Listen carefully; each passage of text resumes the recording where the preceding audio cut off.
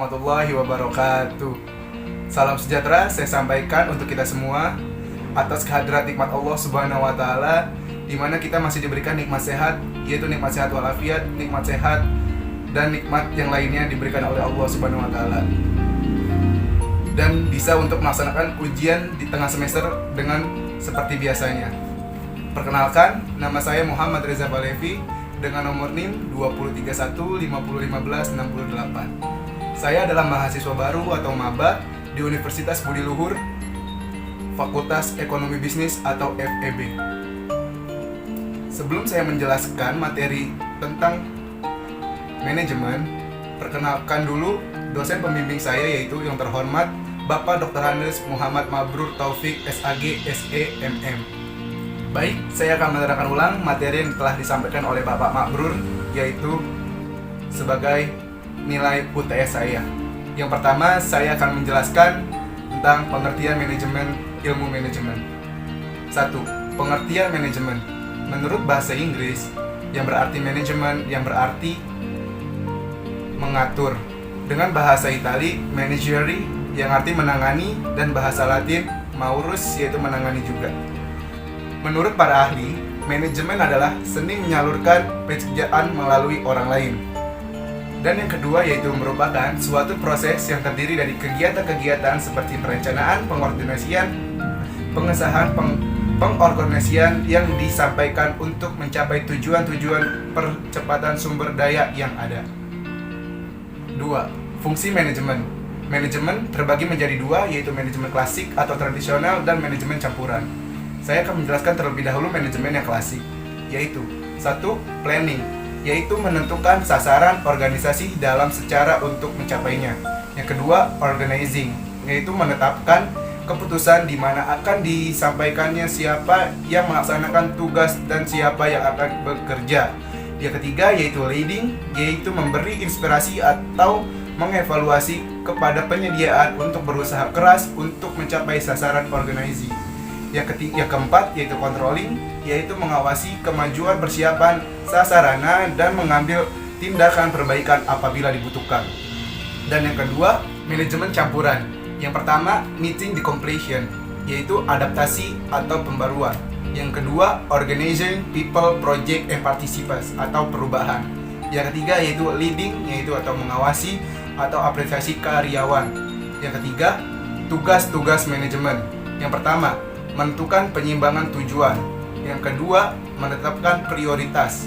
Yang ketiga, bertanggung jawab. Yang keempat, analisis konseptual. Yang kelima, sebagai mengatur. Yang keenam adalah sebagai politisi. Yang ketujuh adalah sebagai development. 4. Yaitu prinsip-prinsip manajemen. 1. Pembagian kerja. Kedua, otoritas dan tanggung jawab. Ketiga, disiplin. Keempat, konstituen komando. Yang kelima adalah kesatuan arah. 6 adalah sumber dasi kepentingan individu. 7 adalah pengujian. 8 adalah pemusatan. 9 adalah interaksi. Yang ke-10 adalah ketertiban. Yang ke-11 adalah keadilan dan kemajuan. Yang ke-12 adalah stabilitas karyawan. Dan 13 adalah semangat kerja. Yang kelima yaitu tingkatan manajemen. Yang pertama adalah top management atau presiden, direktur, dan lain-lain. Yang kedua, middle management, yaitu manajemen cabang, KA department. Yang ketiga yaitu lower management, yaitu mandor, penyedia, dan lain-lain. Yang keempat, non-managerial, yaitu tanpa pekerjaan. 1.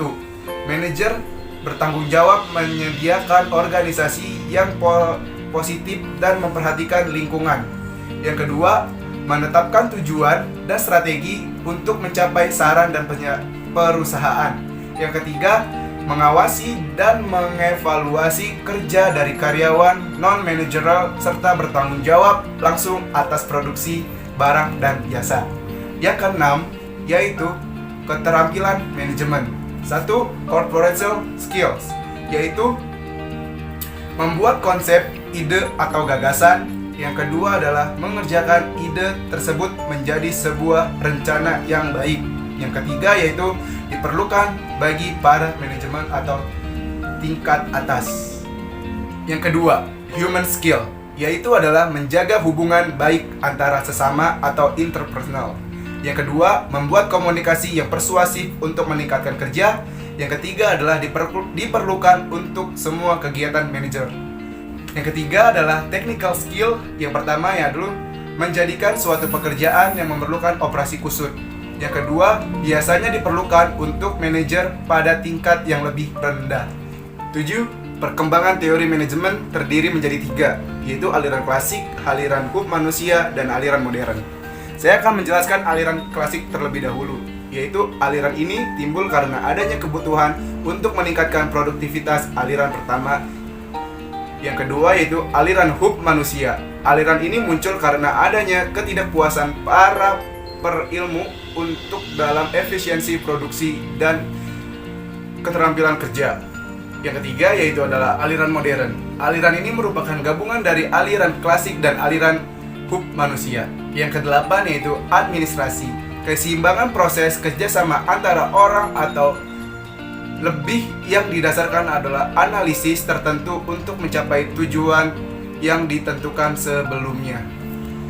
Yang pertama yaitu administrasi sebagai seni adalah sesuatu proses yang diketahui pertumbuhannya sedangkan akhirnya tidak diketahui. B. Administrasi sebagai proses kerjasama telah timbul beserta dengan dimulainya perbedaan manusia. 9. Prinsip-prinsip live well. Yang pertama adalah perencana, yang kedua adalah jadwal, yang ketiga adalah pelaksanaan, yang keempat adalah ukuran, yang kelima adalah imbalan. Perencanaan. 1 yaitu definisi perencanaan. Merupakan proses membuat tujuan organisasi, membuat strategi, merupakan tujuan dan mengembangkan mencapainya aktivitas kerja organisasi. Rencana formal, yaitu adalah rencana yang tertulis, tersusun dengan baik dan merupakan tujuan bersama. Yang kedua adalah rencana informal, yaitu rencana yang spontan atau tidak tertulis dan bukan melupakan tindakan bersama. Yang kedua yaitu proses perencanaan. Menurut T. Hani Handoko tahun 1999, kegiatan perubahan dibagi menjadi 4, yaitu adalah menetapkan tujuan, mencetuskan keadaan saat ini, mengidentifikasi masalah dengan situasi, yang keempat adalah mengembangkan rencana mencapai tujuan bersama. Pembagian kerja didasarkan pada faktor-faktor berikut ini. Yang pertama adalah penggolongan angka atau bidang militer. Yang kedua, waktu adalah pengompatan tugas-tugas di pabrik. Yang ketiga itu adalah fungsi perusahaan, yaitu adalah produksi, pemasaran, dan keuangan, dan lain-lain. Yang keempat yaitu daerah operasi. Yang kelima adalah jenis barang yang dihasilkan. Yang keenam adalah jenis langganan. 4. Struktur organisasi. Komponen atau unit-unit kerja yang berbeda-beda dalam sebuah organisasi atau faktor utama perencanaan struktur organisasi, yaitu adalah strategi, teknologi, anggota, dan ukuran organisasi. Baik, terima kasih telah menonton atau menyaksikan video penjelasan yang saya sampaikan, yang saya ambil dari penjelasan yang telah disampaikan oleh Bapak Mabrur. Terima kasih, kurang lebihnya mohon maaf dan semoga dapat bermanfaat bagi kita semua. Dadah. Saya akan menerangkan ulang materi yang disampaikan oleh Bapak Makbu.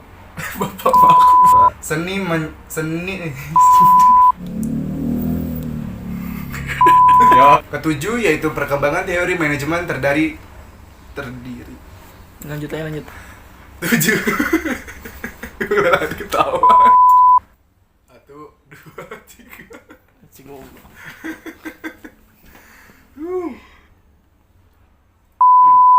Baik, terima kasih.